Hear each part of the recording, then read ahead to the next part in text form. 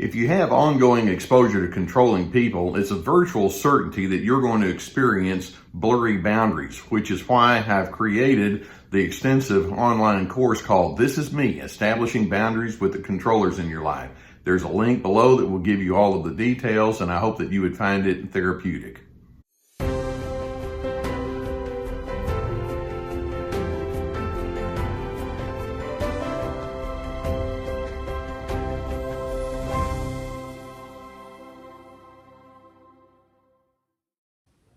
Let's begin today with a very straightforward acknowledgement about who we are, and that is each one of us, including you, including me, is a work in process.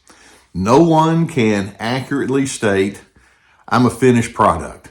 I've completely actualized, I am 100% pure.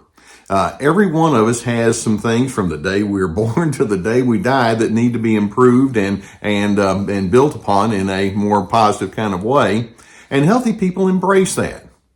Now, I want you to think about how that notion that I just mentioned fits with a narcissist. I know many of you have asked the question, can a narcissist change? And the answer is, yeah, they can. But when we go a little bit further, we also recognize, but they tend not to. And there are reasons for that. They may actually go so far as to actually say, well, I know I'm not perfect. But then you know what the next word is?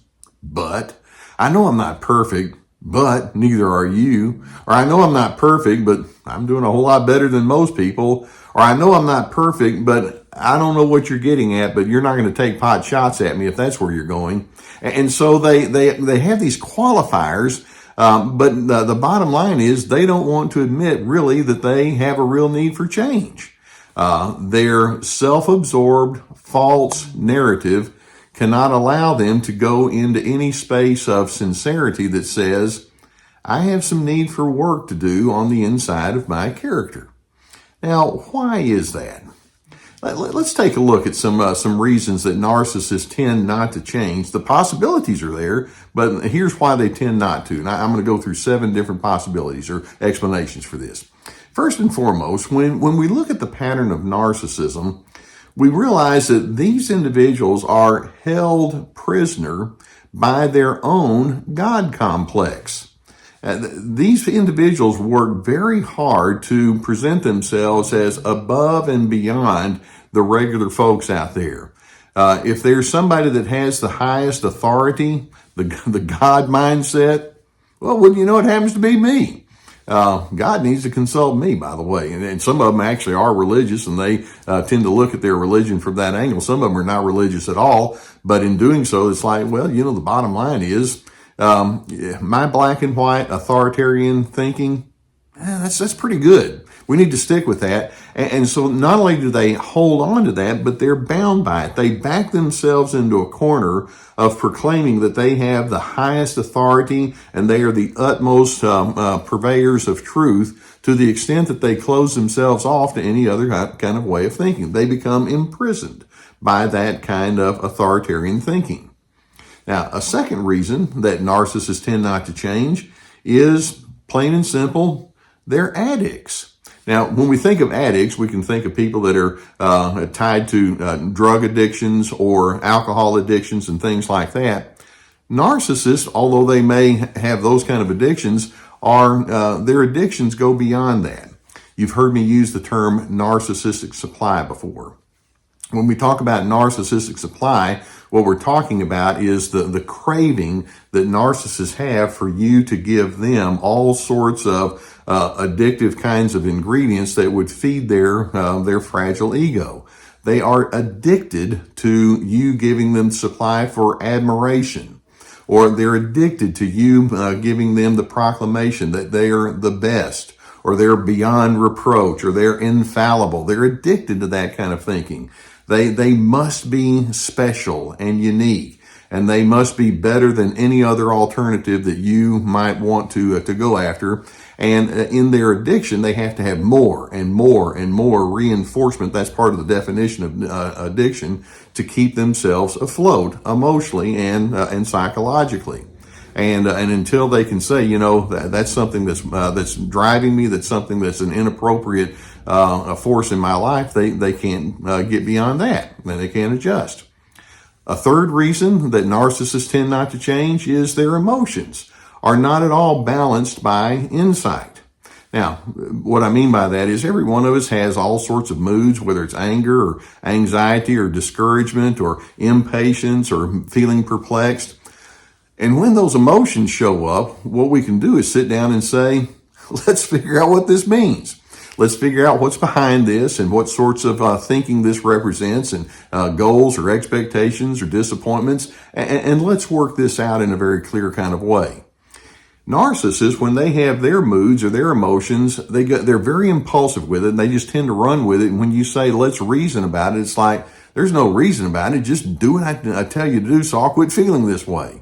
And so their emotions simply tend not to be resolved from the inside out. They're very externally based, and they insist that you need to set the table for them to feel okay emotionally. And that formula tends not to get them anywhere very far. A fourth reason, following right up on that, is narcissists are psychologically lazy. You see, when you need to go into that change process, it requires a lot of deeper thinking. You want to take a look at your own backstory or the backstory of the people that you may be engaging with. You need to take a look at extenuating circumstances and how that goes into the making of some of the flaws or imperfections we may have. Empathy would be required. You want to make room for lots of nuance. Narcissists are so caught up in their need for quick fixes. It's like, no, shut up on that. I don't want to do that. They don't want to have to think. They don't want to have to delve, and they certainly don't want to have to apply that psychological exercise with you, because that implies that they're open to different thoughts and ideas. And going back to that God complex, it's like, I've already told you, I know everything that needs to be known. Now, a fifth reason they tend not to change is they confuse discipline with being controlled. Change requires self-restraint. Change requires discipline. You may have impulses that represent some of your old dysfunctional ways of doing life, but in discipline, it's like, wait a minute, we can do better than this.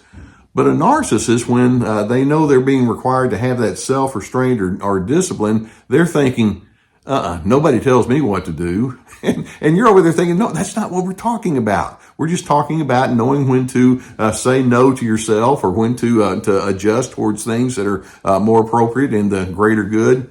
And all they're thinking of, you're trying to control me, aren't you? And that's how they read it, because they're actually projecting onto you what they can't manage within themselves well. They're highly controlling. The sixth reason that narcissists tend not to change, and that is they'd rather fight than to admit that they're wrong or that they have a need to apologize. You see, to narcissists, life is not about collaboration. It's not about interdependence. To them, life is a competition. And they are desperately living their lives in ways so that they will not be considered to be the loser. And it's so interesting when they either say or imply you are a loser. What they're doing is they're revealing their fear of them being called a loser. It's part of that projection again. And so because they see life as a competition, if they say out loud, I need to change or I need to adjust, then they equate that with being on the low end of the totem pole, and they just simply can't go there.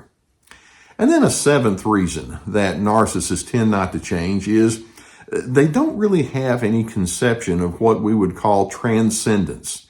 When we say that something is transcendent, there's something going on in this world that's bigger than you or me. When we talk about having a transcendent approach towards life, we're talking about appealing to higher priorities. Life is meant to be an exercise that includes things like love, or honor, or service, or the greater good of each person. And their response is, what do you think I am, a wimp? I don't want to have to appeal some sort of transcendence. Are you kidding me? No, and they don't go there. Their thinking is too shallow for something like that. So you can ask, well, can narcissists change? And the answer is they could. And it would certainly be desirable. But the more you look into this pattern, you realize that most narcissists are actually deeply committed to their narcissistic ingredients. They don't want to introspect because it would force them to have to say there's something that could be wrong with me, and their narcissism is not going to allow them to do this. So as you engage with these individuals, I'm hoping you can hold on to a few thoughts, and that is your response can be to these persons, okay, perhaps you don't feel the need to change. Here are my boundaries. And so if I can't get you to work in a collaborative way with me, this is what I will do. This is what I will not do. These are the parameters that I'll engage with you on. And if we're going to have any kind of meaningful relationship, I'm going to have to live with A, B, and C, my stipulations, my beliefs, my values. And then I'm hoping you can also say within yourself, I gladly embrace my need for change because it means that I'm alive. It means that I'm an aware person who is committed to the growth process. And speaking personally, I hope that I continue to grow to the day I die. And when you see your own imperfections and flaws, I'm hoping it can trigger the thought inside of you that says, I can be better. Let's see where this is going to go. Narcissists can't think that way. You will not hear them say that as a general rule.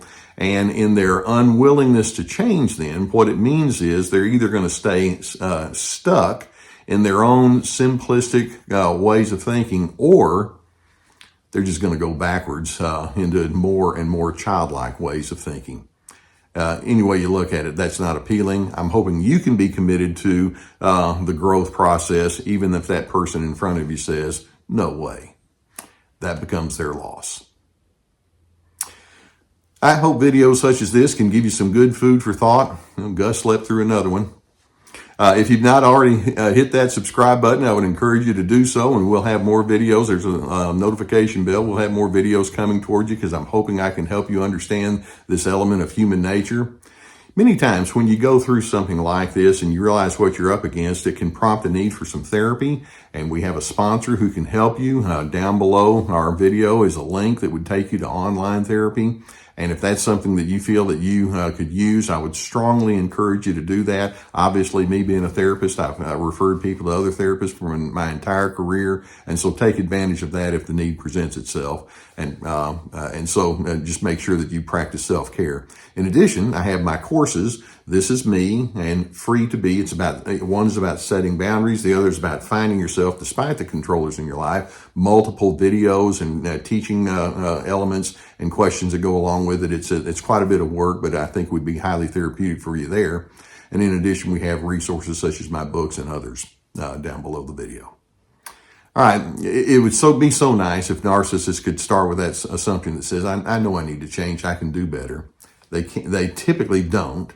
But I'm hoping that you can be in that ongoing sense that says, well, I'm always willing to take a hard look at myself so that I can make those adjustments. And in doing so, you become more positioned to be that person that we talk about here on Team Healthy that stands for dignity, respect, and civility. And as you embrace those kinds of ingredients, you're poised to be a person of peace.